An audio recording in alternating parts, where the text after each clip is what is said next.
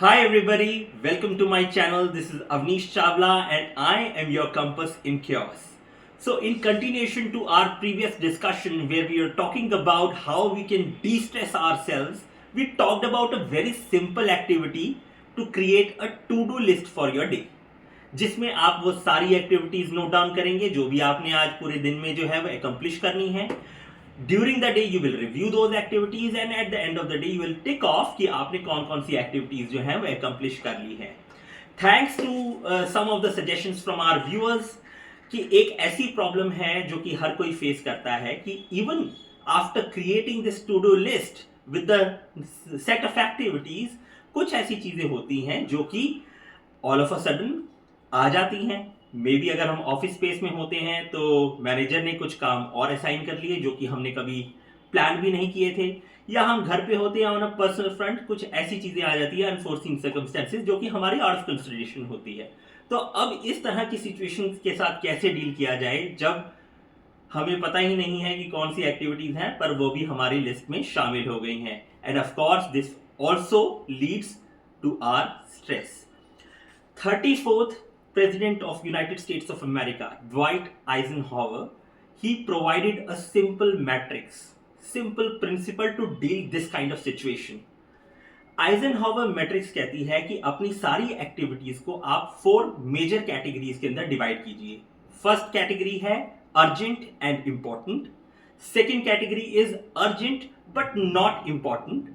Third category is not urgent but important. And fourth is not urgent, not important. How we are going to deal with these 4 classified categories? Let's discuss. Okay, so the very first category which is urgent and important, इस पे आपने अपना पूरी attention जो है वो देनी है जो कि अर्जेंट भी हैं और इम्पॉर्टेंट भी हैं.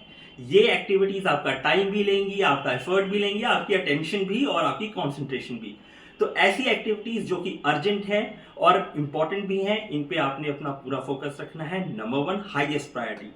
सेकंड ऐसी एक्टिविटीज जो कि नॉट अर्जेंट हैं बट इंपॉर्टेंट हैं, या हम कहते हैं कि सेकंड कैटेगरी जो कि अर्जेंट तो है बट इंपॉर्टेंट नहीं है. तो आपने इस तरह की एक्टिविटीज का क्या करना है जो कि अर्जेंट है, आपको आज दिन में करनी है लेकिन इतनी इंपॉर्टेंट नहीं है.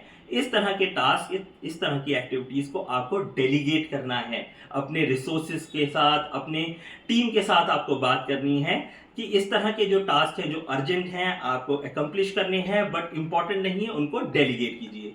थर्ड कैटेगरी आती है not urgent but important.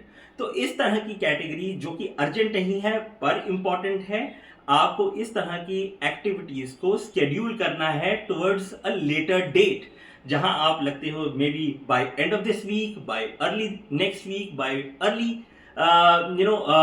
Closure of the next week, or by midweek, something like that. You can schedule it to a later date. So that is wherein you need to act with these kind of tasks. Fourth है जो कि not urgent है, not important है, which are actually the reason for your causing a lot of stress to you. That is not urgent and not important. इस तरह की activities को try कीजिए एलिमिनेट करने का. अगर इस तरह का आपको जो ये आज हमने स्ट्रक्चर बताया है जो कि आइजनहावर ने सजेस्ट किया था, Eisenhower matrix, I would recommend everybody to go ahead and Google it. You will find a lot more information on that. अच्छा लगा, implement कीजिए.